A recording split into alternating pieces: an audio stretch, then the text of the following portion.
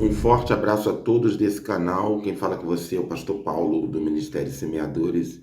Se você já é inscrito no canal, deixe o seu like. Se não é inscrito, se inscreva. No final desse vídeo, nós faremos uma oração por você. Temos aqui um ótimo conteúdo. Vamos comentar algo acerca da nossa nação brasileira. Então é importante que você acompanhe esse vídeo do início até o final. Tenho aqui na minha mão a Bíblia Sagrada. Vou trazer uma palavra para reflexão e também entendermos que tudo que Deus tem para a nação brasileira, tudo que Deus ainda, os olhares de Deus ainda sobre nós está, e nós precisamos nos posicionarmos cada dia mais. Amém? Eu vou abrir aqui a minha Bíblia, depois se vocês quiserem abri-la e vê-la e assisti-la também, ler também a Bíblia, estejam à vontade.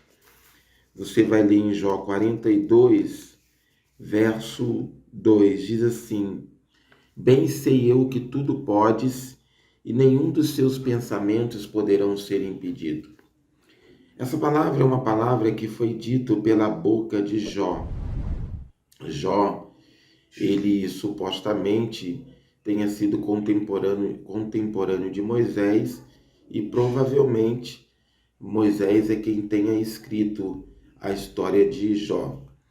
Mas eu quero relatar o seguinte, que Jó, ele passou por provações que nunca fora vista dentro da Bíblia Sagrada e nem fora dela, porque Jó ele perdeu absolutamente tudo para poder reconhecer a soberania de Deus e para poder falar com propriedade. Não que ele não a reconhecia, ele reconhecia, mas para falar com propriedade daquilo que ele já conhecia. Porque uma coisa é você falar, outra coisa é você vivenciar aquilo que você pregou, que você falou, que você enfatizou. O que está em pauta aqui é o seguinte: a nação brasileira, ela é uma nação amada por Deus, querida do coração de Deus. O Senhor, ele sempre teve um projeto para essa nação.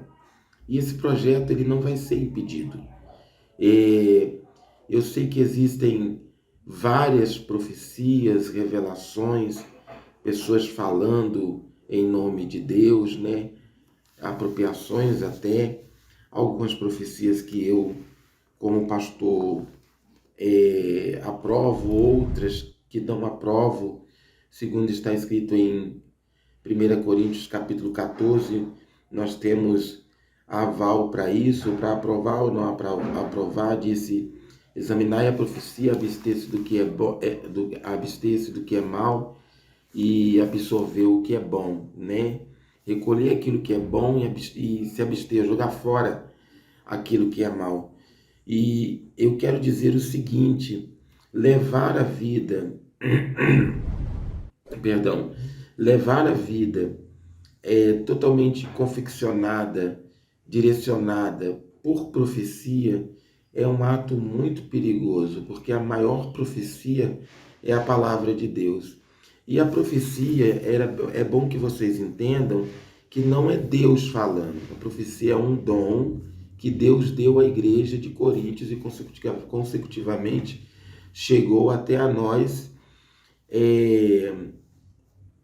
chegou até o nosso tempo. Mas tem pessoas que enfatizam dizendo: Deus falou. Deus não falou nada.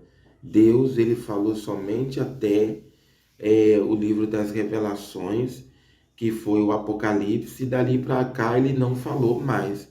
Ele revela algumas profecias, é falada através daquilo que você tem conhecimento. 1 Coríntios 14 diz assim: em parte eu conheço, em parte eu profetizo.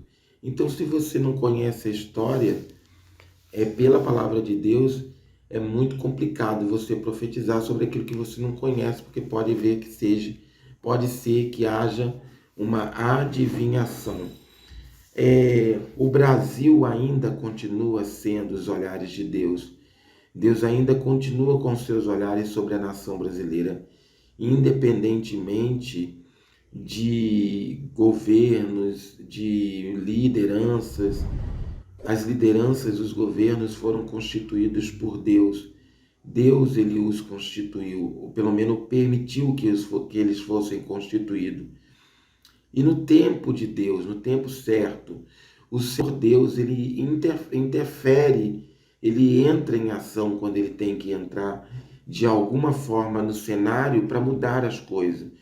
Então, a quem esteja aterrorizado com tudo que aconteceu, com tudo que está acontecendo, eu quero dizer que o maior ato de reivindicação que você pode ter como cristão é a oração.